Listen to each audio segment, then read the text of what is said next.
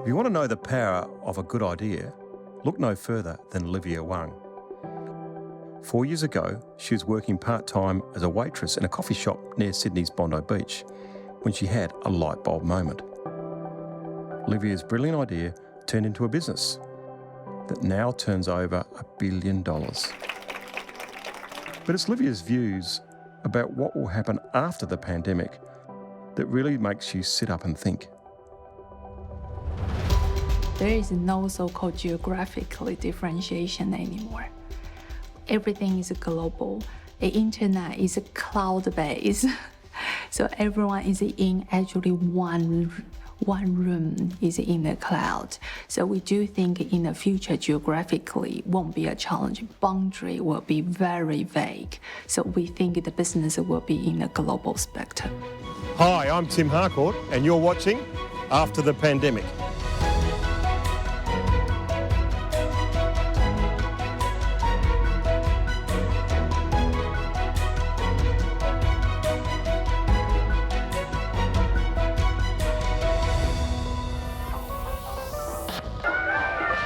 Economics and trade have been my life's work. As the airport economist, I've visited over 60 countries in the past 5 years, and it's China I've been to most. The business of business between Australia and China is my passion. And whilst there are obvious political tensions now, opportunity awaits. So Olivia, welcome to the show. Hi Tim, how are you? Good to be with you. So you have a very interesting story. You came to Australia as a student, as a graduate student. Why did you choose Australia to study in? I think Sydney is a city very romantic. That's it. Romance in Sydney. Very romantic. But it was romantic because you met your husband at that time. Correct, because I worked for him. It wasn't actually that fair though, because he was my boss, but I will call him as my business partner at that time. And I still quite don't understand the difference between the flat white and the latte because when you really make the coffee, you actually can't tell the difference. So I wasn't a great waitress, to be honest, and I learned my way. It wasn't as easy as a lot of people think. It's early days and it's late night. It's 7 days, it's 365 days a year. I didn't complain. I feel like I'm very lucky to be able to find a way to support our whole family and stay. But I wasn't passionate about it. One day, in between work and study, Olivia picked up a Chinese language magazine and noticed multiple spelling mistakes and other errors. It was then that Olivia, who'd worked in public relations in her native Taiwan before coming to Sydney, saw an opportunity. The copywriting on the advertisement on the magazine was just very poor. And I thought that's the industry I was in, and I think I can help those businesses. That's how it just simply started as that. And that's the time I start to learn the whole journey, the commercial model behind it, the distribution model, the opportunity for retailer and the specialties of the Australian brands, and why Chinese consumers love the brand so much. A smart idea was about to pay a handsome dividend. Access Corporate Group, the business Olivia started just 4 years ago, now turns over $1 billion and employs over 2,000 people in Australia, New Zealand and China. Not only did she buy up a whole lot of titles, she earned one of her own. We usually use Daigou as buy on behalf of someone. So if we imagine that is we have a huge amount of Chinese consumers in China, and then Daigous have been seen as a buyer's agents for those Chinese consumers. So they will pick and choose the right products to match their consumers. When we call Daigou, and we often thinking, oh, they are just buy and sell. But there are another element of it is how would they recommend the products to them. If we imagine 50 years ago, it was TV changed the whole retailer industry because they can watch and listen and then they can go to the shopping center to buy them. But what about now? How people communicate? It's not about the shopping center or online business anymore. It's our social media. It's our content. It's people's belief. It's the exposure, or because they care health more. it will change so much. So I think this whole world become very dynamic. As a business operator, we just have to watch and listen and be humble to adapt the changes. For retailers, it was a new way of thinking. Influence consumer behaviour by using social influencers like Amy Lyons, known to her millions of followers as Blondie in China. And it works. Oh, yes. Oh, my goodness. And it takes it to the next level. In China, if you're an influencer, you're known as a wanghong, which means internet famous, or a KOL, key opinion leaders. These are two terms kind of used to describe someone who's an influencer. And there are so many in China, more and more every day. You've got all different kinds of creators, whether they be more professionally, like talking about products, or, you know, making videos, or live streaming, or eating food, or fashion influencers. So many different kind of people that are going famous on Chinese social media.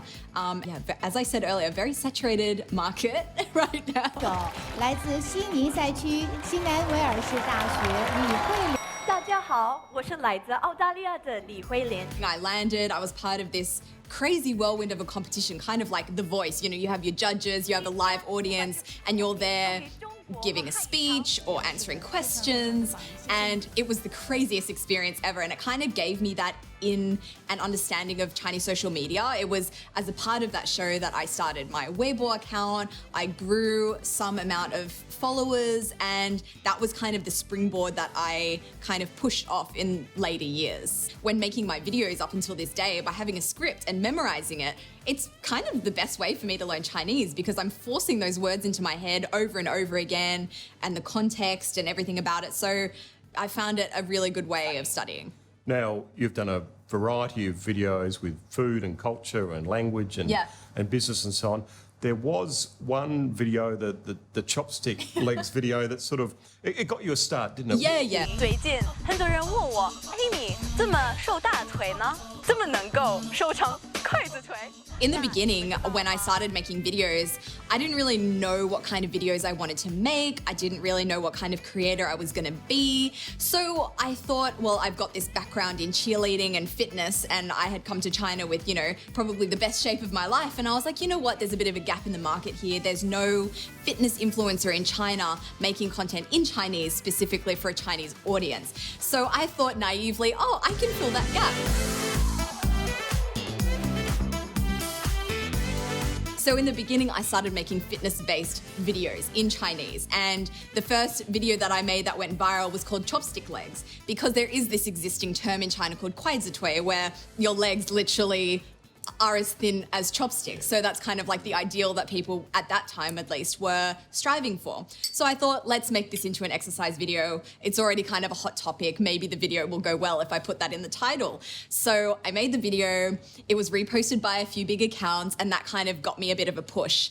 And yeah, from then I just kept making fitness videos until I realized I liked food a bit too much to want to be restricting myself in not eating what I wanted to eat. So now, yeah, I really am embracing the food side of things. And you got a lazy 3 million viewers for that video. Well, that's that's pretty successful. Yeah, it's crazy. I did not expect that. Now, you know, when I've been to China, there's been a big deal made of Australia's clean, green image, you know, with vitamins and milk powder, you know, food being very fresh.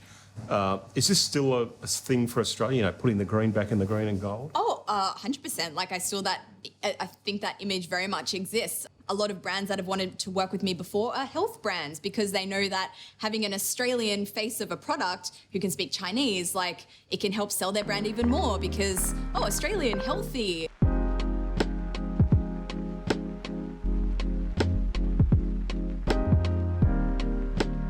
So the health care products and the confidence of those quality are the reason why Chinese consumers love them.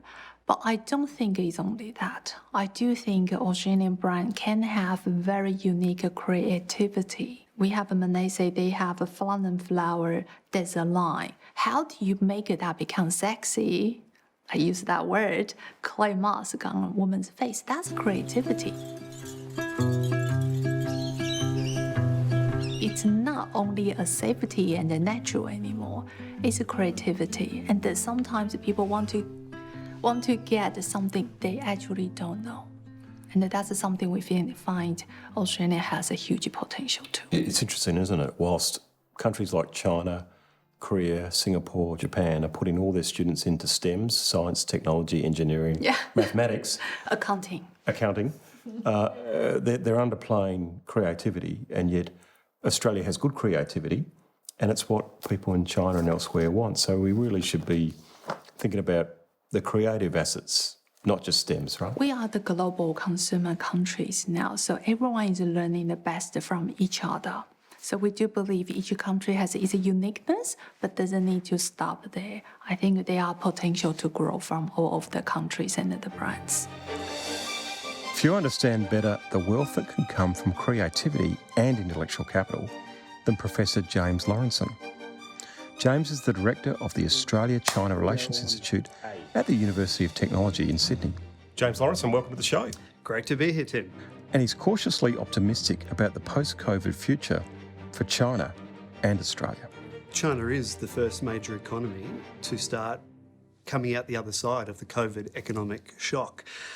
We know things got pretty nasty in China in February and even into March last year, but by April, the pandemic was under control. And that's the key, isn't it? To get the public health crisis under control. And once that's under control, then you can start opening up restaurants and the services sector more broadly again. And so that's what we've seen in China. There's been a bit of government's policy support for the Chinese economy as well. But look, the record is China grew by a little bit more than 2% last year. Every other major economy went backwards. So that's the reality of the global economy today. Because international economists say, flatten the curve, get the public health crisis done first, then the economy can recover. And that's exactly what China did. China's not alone, mind you. There's other countries that have done very well as well, I'd say, including Australia. But China got that public health focus right by starting on that. So I know you don't give direct advice because you're a commentator, but for people watching this show, Australians looking towards China after the pandemic and Chinese businesses looking towards Australia, would you say there's some good things on the horizon after the pandemic? All of the fundamentals remain strong. China is a reality, right? It's not some mirage like some other markets that are being often touted in Australia. China is a reality. It is adding more new purchasing power than any other economy in the world. So that's a pretty attractive starting proposition for an Australian business. Chinese consumers love Australian goods and services. So you've got that complementarity there as well. So there's all these fundamental reasons to be optimistic. The politics is the challenge, Tim. And I don't think that will destroy the relationship, but it does have the capacity to shrink it, to narrow it. And I think that would be a real shame.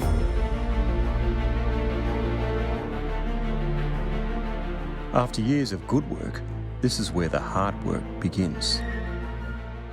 The pandemic has caused problems and tensions between countries the world over.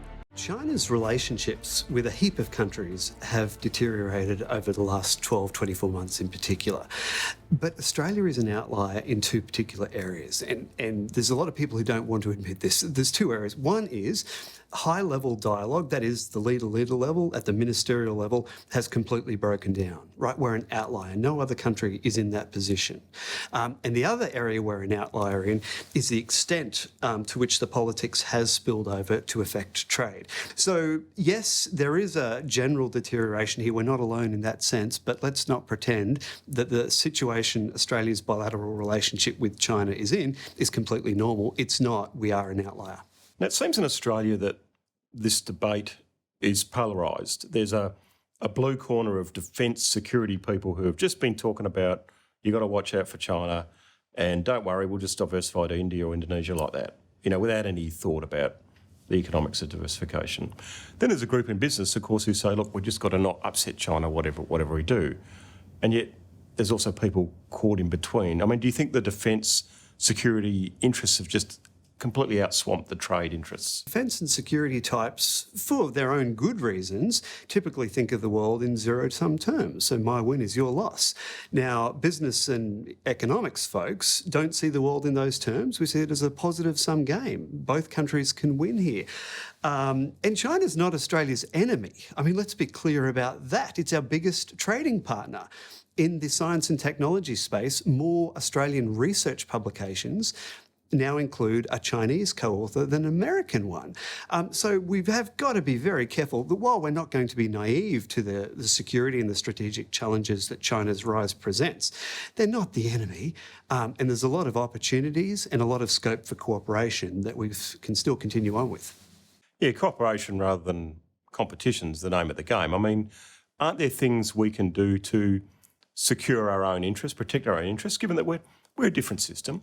We have different views of elections, political parties, universities, intellectual property, and there are ways we can shore up our own interests without having to go down the extreme rhetoric, surely. So that the two systems are different is nothing new at all. Now, it's certainly true that China has risen in economic and strategic and military weight over time. That comes with challenges. But I find this line that we have different political systems and that's some fundamental obstacle, I think that's a bit disingenuous because that's always been the case.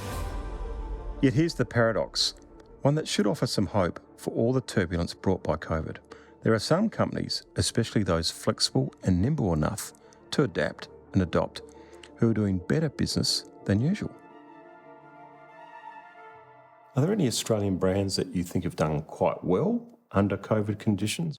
Well, so far, the average growth for our business between 2020 compared to 2019, we do grow average 100%. So we manage the business grow quite well. 1.5 years ago, we acquired Napoleon Purtis. They are the iconic Australian makeup brand. They have trained more than 20,000 makeup artists. How cool it is and how professional it could be if you imagine that. So that's the brand we, in a way, invested and also acquired to become a makeup brand for access to represent to our consumer. Napoleon's a bit of a character, isn't he? Yeah. And he's quite bullish about America, but he seemed to be more successful in China. Napoleon Purtis as a character, he is an artist, I would say. But through the time, any of the brand need to inherit is not an individual, it's the spirit itself. So for any of the brand we manage, we're looking at the behind, the context of that brand and the spirit, the soul of the brand, and we really revealed that back to consumer. That's our job. Now, you've gone from, managing cafes to a business of $1 billion turnover, 600 employees, 100 here in Australia. You grew very fast. How did you manage that exponential growth? Because that's quite extraordinary. We have actually a vision is everyday better life. So it depends on how we compare my own journey. I feel like we are still so far away from where we want to achieve. Because if you want to influence so many consumers in the world, you have to have a certain size of your own business. And the brand, you have to be as good as the global brand and last for decades. So yes, we do have a number of countries with our office, and we have closer to 2,000 people. When in Australia, we have around 250. Yes, there are a lot of people, but if we really back into it, we are still serving our consumers. Just structure the business in the way can grow quicker. And if compared to a cafe business, I will have to say cafe business is actually sometimes harder to manage than the business I'm managing. And you find that now with internet shopping, with e-commerce, that the whole world is your market. So it doesn't really matter where the consumers are, they're everywhere. So you have to operate more as a global brand. Exactly. There's a lot of talk that China is starting to recover. The vaccine's being rolled out around the world. Australia seems to have got through the worst of the recession temporarily. Do you think the recovery's now coming? I thought that would be the questions I should ask you, Tim. Well, so far so good. So far so good. Yeah, I wish I know, but there are a lot of things I'm not sure. But as a business operators, it has to be a very long-term thinking. Just try to avoid thinking about, in 6 months they should be recovered. I think we should worry, how about in 6 years, 10 years? Is the business strong enough or resilient enough to go through this type of the thing? So I will leave those hard and difficult questions to you and other professionals. So look, I think some people are still in shock about the rapidity and the scale of China's economy and what that means in strategic terms. And they find it hard to see the world as it is today. Now, just because China's powerful, don't get me wrong, I'm not saying that means we need to roll over to China's every whim. But we've at least got to start from the reality of the world as it is today. And taking China as a market as it is today, I mean, 300 million middle class. India can't replace China in that weight, or Indonesia as a customer of Australia, surely. Well, Peter Varghese wrote the report on India, and here's what he said. He said that from now out to 2035, a really optimistic scenario that we should aim for, and I agree with him, is that Australia's exports to India would go from 15 billion to 45 billion. Well, last year, Australia's goods exports to China alone were 150 billion. So diversify to India, sell more to India, I'm all for it, but let's not be naive here either. Here's the key statistic to my mind here. In 2017, the Australian government, these are Canberra's estimates, they're not Beijing's estimates, they produced a foreign policy white paper.